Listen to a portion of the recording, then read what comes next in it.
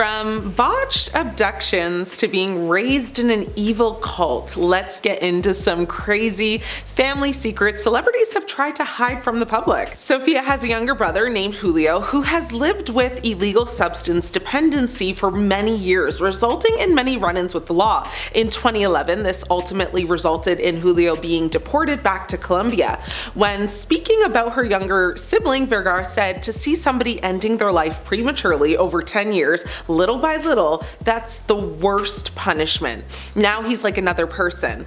It's sad to hear this, but it should serve as a reminder to everyone that fame does not automatically make, one's life easy, peachy, or simple. This is not the first family tragedy, though, that Sofia has lived through. Her older brother met his tragic end in 1998 after a botched abduction attempt and was unalived. Her older brother, Rafael, who was 28 at the time, was a target because he came from a successful family. And although Sofia's siblings, usually traveled with bodyguards, he was not traveling with one that day. Sofia described this incident as a nightmare and something that destroyed her entire family. As unfortunate as it is to hear these tales about her family, it is good to see, though, that she has managed to make something special from her life and find her own success.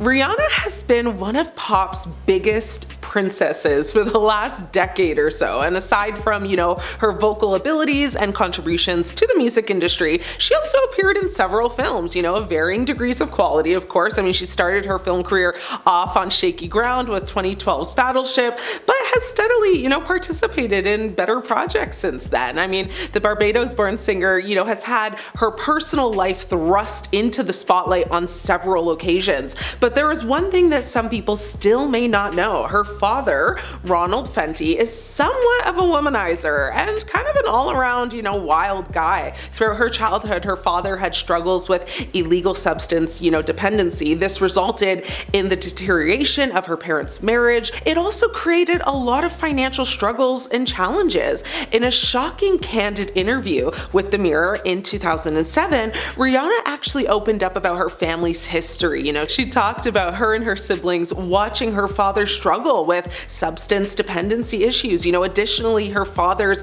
philandering ways gave Rihanna several half-siblings from different women. Though these actions would, understandably put a strain on any relationship, it appears that Rihanna and her father do get along great these days. I mean, a couple of years ago, the singer bought a mansion in Barbados worth more than $1 million just for him. She also paid for her father to receive top quality medical treatment for an injury sustained in a severe car accident. Her father struggled, to stay sober over the years, but in 2013, Rihanna actually put him through a $58,000 Malibu rehab program. And while that was super generous, it ultimately did not work, and in 2014 at Rihanna's inaugural Diamond Ball in Beverly Hills, Ronald reportedly was kicked out for crazy behavior. He was under the influence, of course, and this was before she even arrived. Now, fast forward to 2019, news broke that Rihanna was actually suing her father because,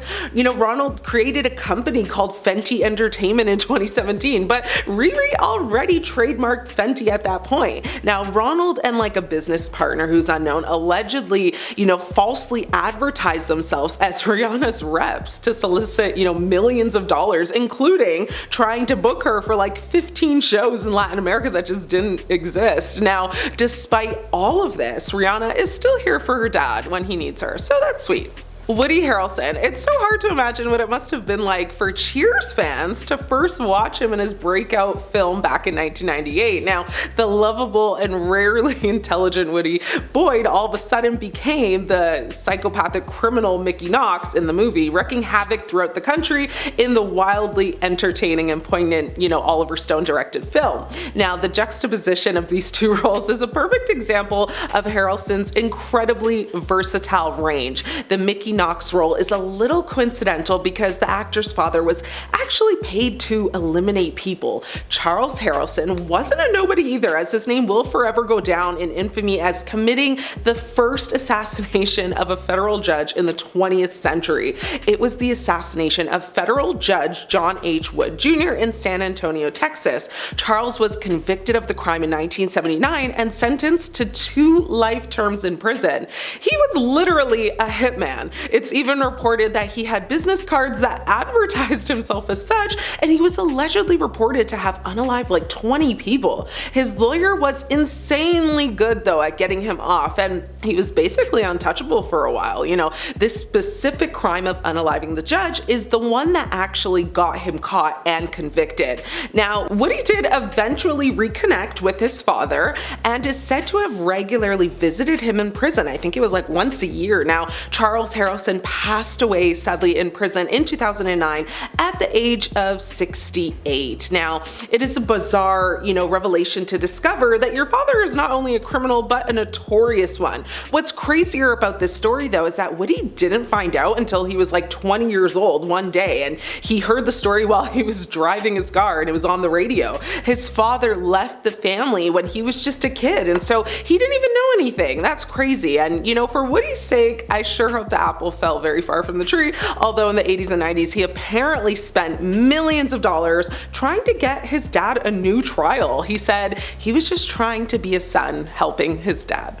Charlize Theron. Seeing any person passing can be very traumatic enough, but when Theron was only a teenager, when she witnessed her mother blast her alcoholic father in self-defense, on June 21st, 1991, her mother, whose name is Gerda Merritt, unalived her father, and it took place on their farm in South Africa. Now, according to reports, Charles Theron was a violent man who had a history of physically and emotionally tormenting his wife and daughter. On the night of the incident, he allegedly came home very drunk and began threatening and hitting both Charlize and her mother. In self-defense, Gerda grabbed the firearm and blasted him, which unalived him. Now, Charlize was only a teenager and witnessed the entire incident. Gerda was arrested and charged with manslaughter, but she was later acquitted due to the circumstances of the case. The court did rule that she acted in self-defense to protect herself and her daughter.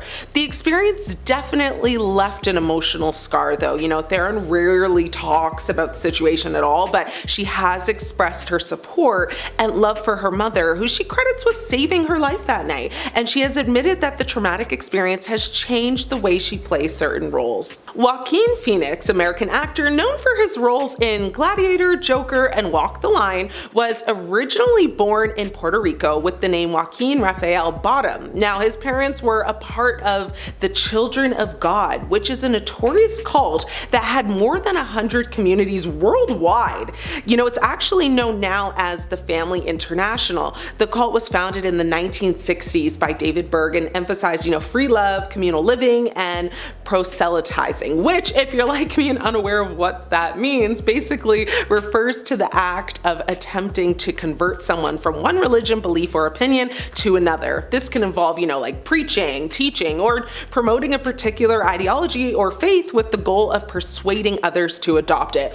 Anyway, Joaquin's parents, John Lee Bottom and Arlene Sharon Dunetz, were both members of the cult when he was born in 1974. Now, the family actually traveled extensively, spreading this and performing music, and Joaquin has spoken about the unconventional and often unstable upbringing he experienced. However, in 1978, when Joaquin was about 4 years old, his parents left the cult due to concerns about its increasingly authoritarian and exploitive practices. Now, they fled the cult and moved to America, settled first in Florida and later moved to Los Angeles, where Joaquin began his acting career.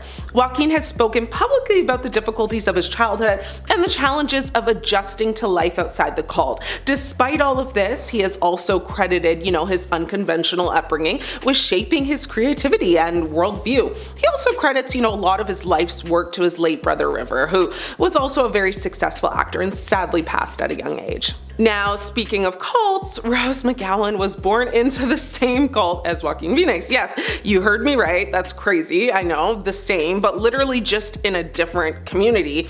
and country actually. Rose's parents were heavily involved in the Children of God. You know, Rose was born on September 5th, 1973 in Florence, Italy to Daniel McGowan and Terry McGowan. Now at the time her parents were part of Children of God. Now when Rose was actually 10 years old, her family decided to like flee the cult forever when they started to see women being mistreated and forced to act as servants to the men in the community. In various interviews, Rose has credited her father with saving her and her siblings from the cult. She's described how her father became, you know, disillusioned with the cult's practices and decided to escape, saying they left in the middle of the night, you know, taking his whole family with him. She said he made that decision in order to protect them. And she has spoken about the difficulties they faced after leaving, you know, like including adjusting to mainstream society and dealing with the trauma they experienced while actually in the cult. Now, Rose to this day has been such an outspoken critic and has used her platform to raise awareness about the dangers of cults